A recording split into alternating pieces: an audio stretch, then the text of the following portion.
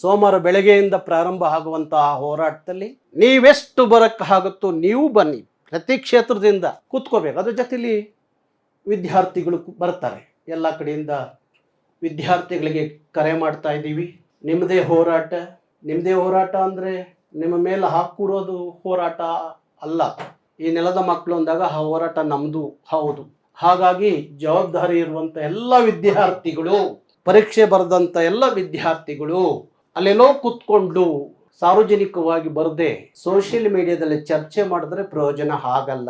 ಯಾಕೆಂದರೆ ನಿಮಗೆ ಗೊತ್ತಿದೆ, ಎಂಥರನ್ನ ನಾವು ವಿಧಾನಸೌಧದ ಒಳಗಡೆ ಕೂತಿದ್ದಾರೆ ಅನ್ನೋ ಅರಿವು ನಮಗಿರೋದಾದರೆ, ಅವರು ಸ್ವಲ್ಪ ಕಣ್ಣು ಕಿವಿ ಬಿಡಬೇಕು ಅನ್ನೋದಾದರೆ ನಮ್ಮ ಹೋರಾಟ ತೀವ್ರತೆಯನ್ನು ಪಡ್ಕೊಳ್ಳೇಬೇಕು. ಏನು ಮಾಡೋದು? ನಮ್ಮ ಉದ್ದೇಶ ಅದಲ್ಲ. ಕಾನೂನನ್ನ ಕೈಗೆತ್ಕೋಬೇಕು ಅನ್ನೋ ಉದ್ದೇಶ ನಮ್ದಲ್ಲ. ನನಗನ್ಸುತ್ತೆ ಈ ಸರ್ಕಾರ ನೀವು ಕಾನೂನು ಕೈಗೆತ್ಕೊಳ್ಳಿ ಅಂತ ನಮ್ಮನ್ನು ಪ್ರಚೋದಿಸ್ತಾ ಇದೆ ಅಂತ ಅನಿಸ್ತಾ ಇದೆ. ಏನ್ ಮಾಡ್ಬೇಕು ನಾವು? ಈ ನೆಲದ ಪ್ರಜೆಯಾಗಿ, ಈ ನೆಲದ ಒಬ್ಬ ಕನ್ನಡಿಗನಾಗಿ, ಕನ್ನಡಿಗ, ಕರ್ನಾಟಕ ನಮ್ದು ಅಂತ ಹೇಳಿಕೊಳ್ಳುವಂತ ಸರ್ಕಾರದ ಸಂದರ್ಭಕ್ಕೆ 76,000 ಆ ಮಕ್ಕಳ ಕಣ್ಣಿಗೆ ಕಾಣಲಿಲ್ಲ ಕನ್ನಡದ ಮಕ್ಕಳು ಅನ್ನುವಾಗ ನಾವೇನ್ ಮಾಡಬೇಕು? ಸಹಿಸ್ಕೊಂಡು ಕೂರ್ಬೇಕಾ? ನಮ್ಮ ಬದುಕನ್ನು ನಾಶ ಮಾಡ್ಕೋಬೇಕಾ? ಇಲ್ವಲ್ಲ.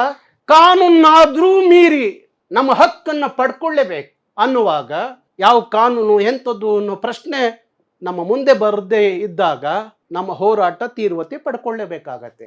ಕರವೇ 26 ವರ್ಷದಲ್ಲಿ ಯಾವ ಹೋರಾಟದಲ್ಲೂ ಸೋಲು ಒಪ್ಕೊಂಡಿದ್ದೇ ಇಲ್ಲ.